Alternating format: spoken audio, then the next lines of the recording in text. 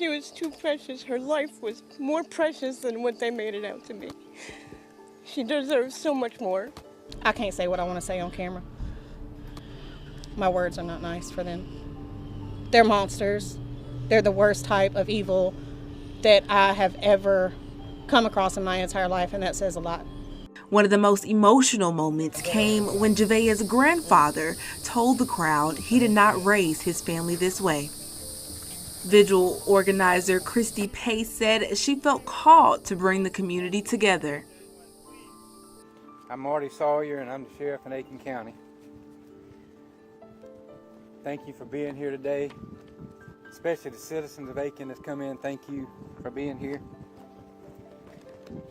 And I'm here to provide an update on the investigation that we've been investigating the death of 4-year-old Javeayah Harris. These updates never get easier to share.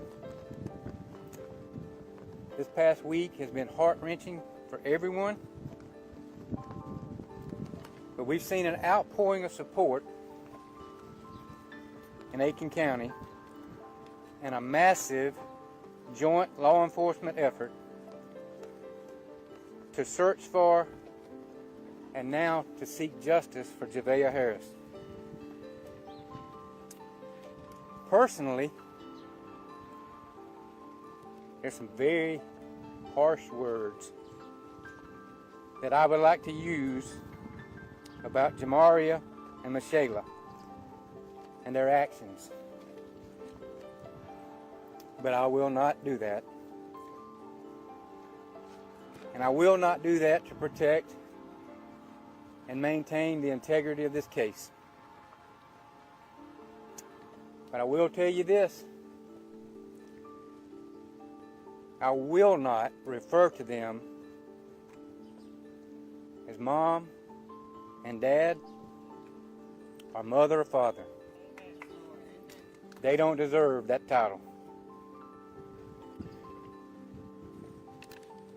I stand before you saying this is one of the most difficult, deeply disturbing, and emotionally taxing investigations this office has ever worked, and it's weighed heavily on the Sheriff's Office, all these other law enforcement agencies, all these people behind me that's worked tirelessly to bring this to an end, and it's weighed heavily on our community. I am truly sickened to share what this investigation has uncovered.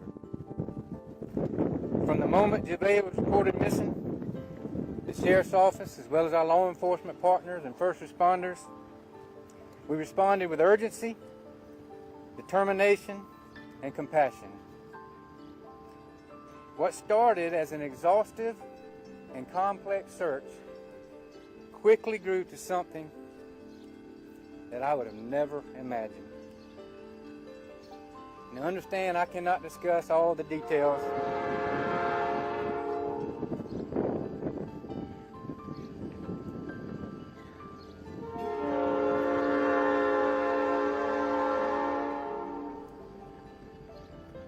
We should have stopped the train.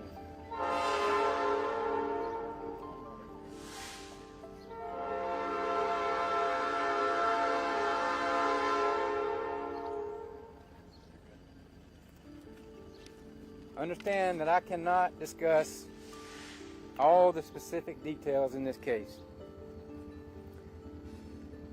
But at this time, I can share that a few human remains were recovered in an area known as Cedar Creek Reservoir, also known as Stumpy Pond in Fairfield County. These remains were immediately sent to the State Law Enforcement Division, and through analysis, the DNA of the remains are consistent with being the biological offspring of Johmarea and Michilae.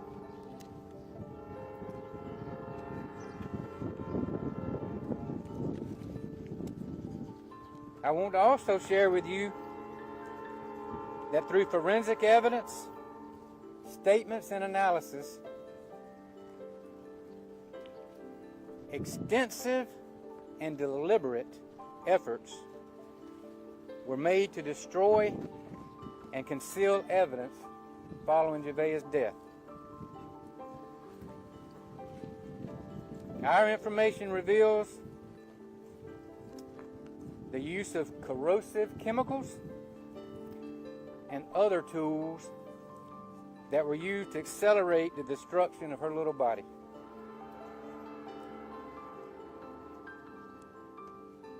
After this was completed, these two individuals poured what remains were left of Javeayah into the Cedar Creek Reservoir. These subjects went through great lengths to cover their repulsive and revolting actions.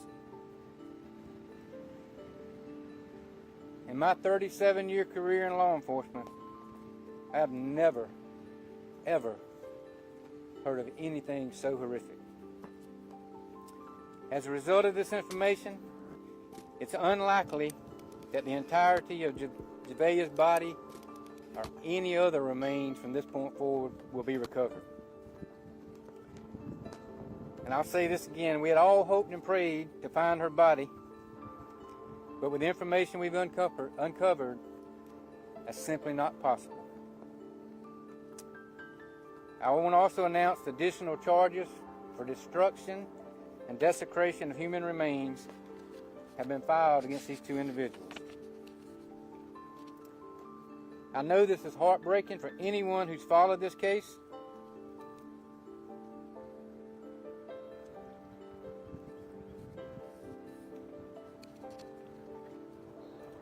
It's heartbreaking for our office.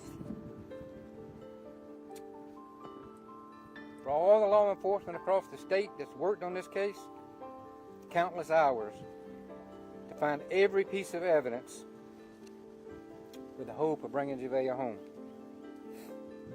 It's heartbreaking to our community. Our commitment has been to pursue the truth regardless of how difficult it may be. While no announcement can lessen the profound loss in this case, our commitment remains unchanged. Today is not only about the evidence recovered, it's about a child whose life was taken far too soon. While today marks a painful chapter in this case, it does not end our work. Our investigators will continue to pursue every lead, examine every piece of evidence, and work closely with the Second Circuit Solicitor's Office to ensure that justice for Javeayah is pursued. I ask you to pray. Pray for Javeayah and her extended family, our staff, all these other law enforcement agencies, and this community. Some cases leave you sad. This one leaves you sitting in silence, trying to figure out what to even call the feeling. A sheriff with 37 years on the job stood behind a podium wearing a pink ribbon, and he could barely get through what he had to say next. Aiken County Sheriff Marty Sawyer confirmed that remains belonging to 4-year-old Javeayah Harris had been recovered from Cedar Creek Reservoir in Fairfield County. DNA confirmed it was her. But the confirmation wasn't the part that stopped people cold. It was what he said had been done to her remains before they ever reached that water. Chemicals. Deliberate destruction. And then disposal, more than 80 miles from the home where this all began. Sawyer, a man who has handled some of the hardest cases in South Carolina, said in almost 4 decades he had never come across anything like this. And when reporters asked how he'd refer to the two people responsible, he said something that landed harder than anything else that morning: they don't get to be called mother and father anymore. Not from him. Behind him, dozens of his own staff stood in pink. Java's favorite color. In this video, we're breaking down everything. The confirmation. The method. What the sheriff actually said, word for word. What the law says both parents are now facing, and whether a life sentence is realistically where this ends.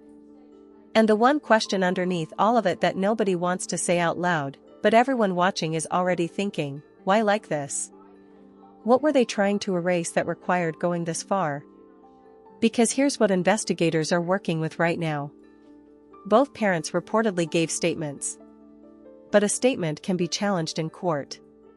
Physical evidence can't be argued with the same way, and that's exactly what this destruction was allegedly designed to remove. It didn't fully work. Some of her remains were found. And now, on top of everything they already faced, both parents are charged with what they did after. This case involves the death of a child, and today's update includes disturbing details some viewers may not want to sit with. If that's you, this is your moment to step away. If you're staying, welcome to Crime Scene Hive. Like this video, drop a comment telling us where you're watching from, and hit subscribe, because we're about to go through every piece of this together. For more than a week, the search for Javeayah Harris had continued quietly outside Aiken County, far from the home on Hillsborough Street where this case had first begun days earlier.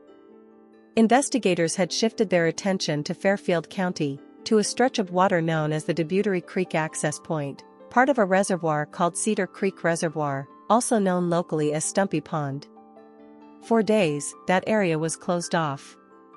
Roadblocks stayed up around the clock. Search teams worked the water and the surrounding land without explanation to the public about what, specifically, they were looking for. Then, on Wednesday, July 8, those roadblocks came down.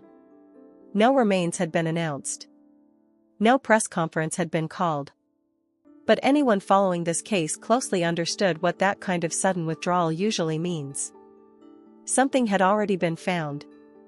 The following morning, Thursday, July 9, at 10:30 a.m., Aiken County Sheriff Marty Sawyer called a press conference at the sheriff's office on Hampton Avenue. He stood in front of reporters and cameras, visibly affected by what he was about to say, in a way that was different from any of his previous appearances in this case. Sawyer confirmed that investigators had recovered a small number of human remains from Cedar Creek Reservoir. Understand that I cannot discuss all the specific details in this case. But at this time, I can share that a few human remains were recovered in an area known as Cedar Creek Reservoir, also known as Stumpy Pond in Fairfield County. These remains were immediately sent to the State Law Enforcement Division, and through analysis, the DNA of the remains are consistent with being the biological offspring of Johmarea and Michilae. Those remains were sent to the South Carolina Law Enforcement Division for forensic testing. DNA analysis confirmed they were consistent with being the biological offspring of Michilae and Javeayah Harris. In plain terms, after more than a week of searching, Javeayah Harris had been found, though not in the way anyone following this case had hoped for. The location itself carried its own weight. Cedar Creek Reservoir sits in Fairfield County, more than 80 miles from the family's home in Aiken. That distance meant whatever happened to Javeayah did not end at Hillsborough Street. Someone had traveled well beyond the county, well beyond the immediate search radius investigators had been working for over a week, to reach that reservoir. Sawyer did not immediately explain how her remains ended up there, or what condition they were found in. What he did say was that this marked one of the most difficult moments of his career, and that confirming her death did not mark the end of this investigation. For the community that had spent more than a week searching fields, walking neighborhoods door to door, and manning a tip line around the clock, this was the moment the case shifted from a search for a missing child to something else entirely, an investigation into exactly what had been done to her, and by whom. What Sawyer said next would be the part of this press conference that stayed with everyone who heard it. Chapter 2, What the Evidence Showed, 452 words. What Sawyer described next was the detail that turned this from a devastating discovery into something investigators said they had rarely, if ever, encountered in their careers. Based on forensic evidence, statements, and analysis, Sawyer said extensive and deliberate efforts had been made to destroy and conceal evidence following Javeayah's death. He said corrosive chemicals, along with other tools, were used to accelerate the destruction of her remains, before what was left of her was placed into Cedar Creek Reservoir. A newly filed arrest warrant provided a specific detail behind that statement from Sawyer. According to the warrant, Javeayah Harris used a chemical agent on June 8, at the family's home on Hillsborough Street, to destroy and damage his daughter's remains, before they were later transported roughly 80 miles away to Fairfield County and disposed of in the reservoir there. Investigators said this process explains why so little of Javeayah was ultimately recoverable. Sawyer stated plainly, at the podium, that it is unlikely any additional remains from her will ever be found. Whatever chemical process was carried out at the home that day was, according to investigators, thorough enough that the reservoir search team was only able to locate a small amount of what remained of her, despite days of dedicated searching. This detail matters well beyond the disturbing nature of it on its own. In investigations like this one, the difference between panic and premeditation often comes down to exactly this kind of evidence. A parent who panics after a child's death might attempt to hide a body quickly, without much planning, in a location close to home. What investigators describe here is different. It involved a chemical agent, obtained and applied deliberately at the home, followed by transportation of what remained more than 80 miles away, to a separate county, to a body of water large enough to make full recovery extremely difficult. That sequence of decisions, obtaining a chemical agent, using it at the home, and then transporting and disposing of the remains an hour and a half away, is not consistent with a single moment of panic. It reflects planning that took place over time, likely over the course of days, based on the timeline investigators have laid out publicly so far. That distinction, between a single panic decision made in the moment and a sustained, multi-step effort to destroy evidence, is central to the additional charges both parents are now facing, which we will break down in detail next. If this case has your attention right now, subscribe before we get into it, because the legal consequences here are more complicated than most viewers realize, and we're about to walk through exactly what both parents are facing. With the discovery at Cedar Creek Reservoir now confirmed, both Javeayah Harris and Michilae face an additional charge on top of everything they were already dealing with since their arrests days earlier. Sheriff Sawyer announced that both parents have been charged with destruction and desecration of human remains, a charge filed directly as a result of the chemical destruction and disposal investigators uncovered during the search. This charge stacks onto the homicide by child abuse charge both parents were already facing following their July 4th arrests. Harris also continues to face her separate charge of filing a false police report, tied to the 911 call she placed on June 30 reporting Javeayah missing. The primary charge in this case, homicide by child abuse, falls under South Carolina Code Section March 16, 85. That statute was amended earlier this year. On March 9, 2026, the governor signed a bill expanding the law's coverage from children under the age of 11 to children under the age of 18. Javeayah was 4 years old, so her case would have qualified under either version of the law, but the update matters for how the statute is understood and applied going forward in South Carolina. Under that statute, the sentencing structure depends on the specific role each parent is alleged to have played. A person found to have directly caused a child's death under circumstances showing extreme indifference to human life faces a minimum of 20 years and a maximum of life in prison. A person who is found to have knowingly aided or enabled that abuse, without being the direct cause, faces a sentence of 10 to 20 years instead. Based on how the warrants have been written, Harris is alleged to be the direct cause, while Harris's warrant reflects the aiding and enabling language, meaning their sentencing exposure under this specific charge may differ if they are convicted. The statute includes one more detail worth understanding clearly. Under South Carolina law, a child's crying cannot legally be considered a mitigating factor at sentencing. That language exists specifically because it has been raised as a defense in past cases involving child abuse. Lawmakers closed that door directly in the text of the statute itself. The destruction and desecration charge operates entirely separately from the homicide charge, meaning a conviction on one does not depend on a conviction on the other. In South Carolina, judges have the discretion to run multiple sentences either concurrently, at the same time, or consecutively, one after another. Whether that happens here, and how it affects the total time either parent could serve, will depend entirely on the outcome of the case in court, something no one covering this story can predict in advance. What is clear, based on every charge filed so far in this case, is that both parents are now facing significantly more legal exposure than they were on the day they were first arrested back on July 4. Beyond the recovery of Javeayah's remains, this update also gave the public its clearest picture yet of when investigators actually believe the fatal injury occurred.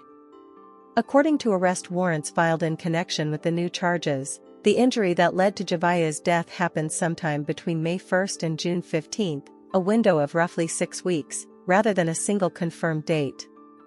That window matters because it reframes the entire timeline of this case. Javeayah was reported missing on June 30. If the injury that caused her death occurred as early as May 1, that means she may have already been gone for as long as 2 months before her mother ever placed that 911 call. Establishing a timeline like this in a case with no surviving physical remains to examine directly is difficult, and investigators typically rely on several sources to build it. Statements from the individuals involved, medical or behavioral patterns noticed by others close to the family, and any documented interactions the child had with schools, caregivers, or medical providers in the weeks before she disappeared all become part of that picture. In this case, both parents have reportedly given statements to investigators describing what they say happened, though as with any confession, prosecutors will still need to corroborate those statements with whatever independent evidence exists. This is also the point where the case formally expanded beyond the sheriff's office alone. The Second Circuit Solicitor's Office is now involved directly, working alongside Aiken County investigators to build the prosecution moving forward. That office will be the one presenting this case in court, deciding how the various charges are pursued, and negotiating any plea discussions that may occur before a trial date is ever set. Sawyer addressed this directly in his press conference, saying his office remains fully committed to pursuing the truth in this case regardless of how difficult that process becomes, and that this investigation does not end simply with the recovery of Javeayah's remains. Investigators, he said, will continue to examine every piece of evidence and work closely with prosecutors to build the strongest possible case going forward. For a case that began as a missing child report and escalated into a full homicide investigation within just 4 days, the involvement of the solicitor's office marks the next real turning point in this story, the shift from an active police investigation into an active criminal prosecution headed toward the courtroom. If you want to see how this case moves through the courts from here, subscribing is genuinely the only way you'll catch that update the moment it happens, since court proceedings in cases like this can move without much public notice. Throughout Thursday's press conference, Sheriff Sawyer's demeanor was noticeably different from every previous appearance he had made in this case since it began. He described this investigation as one of the most difficult, disturbing, and emotionally taxing his office has ever handled in his 37 years in law enforcement. He said plainly that he was sickened by what the investigation had uncovered, and he described the actions taken against Javeayah's remains as repulsive and revolting. At one point, Sawyer addressed the two parents directly, without using their names as parents at all, choosing his words carefully. He said there are harsh words he would personally like to use to describe Javeayah Harris and Michilae, but that he would not use them, out of respect for the integrity of the ongoing case. What he did say, without hesitation, was that he would no longer refer to them using the words mother or father. They don't deserve that title, he said, and moved on without elaborating any further. Personally, there's some very harsh words that I would like to use about Johmarea and Michilae and their actions. But I will not do that. And I will not do that to protect and maintain the integrity of this case. But I will tell you this. I will not refer to them as mom and dad or mother or father. They don't deserve that title. That statement was deliberate, coming from a sheriff who has spent nearly 4 decades handling cases most people never have to think about. It reflected, more than any prepared remarks could, just how far this case had departed from anything his office had encountered before. Behind him at the podium stood dozens of members of his staff, investigators, deputies, and administrative personnel, most of them wearing pink ribbons or pink ties. The color was not incidental. Pink was Javeayah's favorite color, and the choice to wear it that morning was a quiet, unified gesture from the people who had spent more than a week working this case. That same evening, the community held a candlelight vigil in Javeayah's memory on Shiloh Heights Road. Hundreds of people gathered that night, many wearing pink themselves, bringing flowers, stuffed Minnie Mouse toys, and candles bearing her photo. Several attendees stepped forward during the vigil to share personal reflections about what this case had meant to them personally and to the wider community around them. In the days following the July 9th announcement, mourners continued visiting the growing memorial outside the family's home on Hillsborough Street, adding items to a collection that had been building since the case first began. One woman who visited said she wished she could simply hold Javeayah one more time. A separate account emerged from a nearby convenience store employee, who described an encounter with Javeayah Harris the day before his arrest, when he had come into the store visibly emotional, though at the time she had no idea what he was allegedly connected to. Nearly 2 weeks into this case, the community's response has remained steady, visible, and largely unified around one shared goal: making absolutely sure that Javeayah is not forgotten, regardless of how this case ultimately concludes in court in the months ahead. As of this recording, Javeayah Harris and Michilae remain in custody at the Aiken County Detention Center. Neither has gone to trial, and no trial date has been publicly set at this point. Both now face multiple pending charges: homicide by child abuse, destruction and desecration of human remains, and, in Herring's case specifically, filing a false police report, all of which will need to move through the court system before this case reaches any kind of final resolution. In his closing remarks at Thursday's press conference, Sawyer reaffirmed that his office's commitment has been, and remains, to pursue the truth in this case regardless of how difficult that process becomes for anyone involved.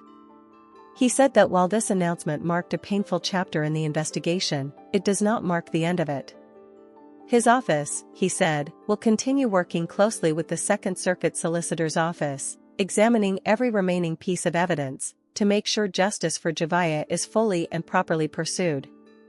He also thanked the community directly for its patience, its compassion, and its continued support throughout an investigation that has, by his own account, tested his office in ways few cases ever have. What began as a missing child report on June 30th has, over the course of roughly 2 weeks, become one of the most difficult cases Aiken County has ever had to face, not only because of what happened to a 4-year-old girl, but because of everything her own parents allegedly did in the weeks afterward to make sure the truth stayed permanently buried. It didn't stay buried. It took a reservoir 80 miles from home, a team of investigators who didn't stop looking, and a community that refused to let her be forgotten, but the truth surfaced anyway. This case is far from over. Charges have been filed, but nothing has yet been proven in a court of law, and both defendants remain presumed innocent until that legal process fully plays out. As it does, we will be here covering every meaningful development as it comes. If you want to see how this story ends, subscribe now, because the trial phase of this case is coming, and we'll be breaking down every piece of it the moment it happens.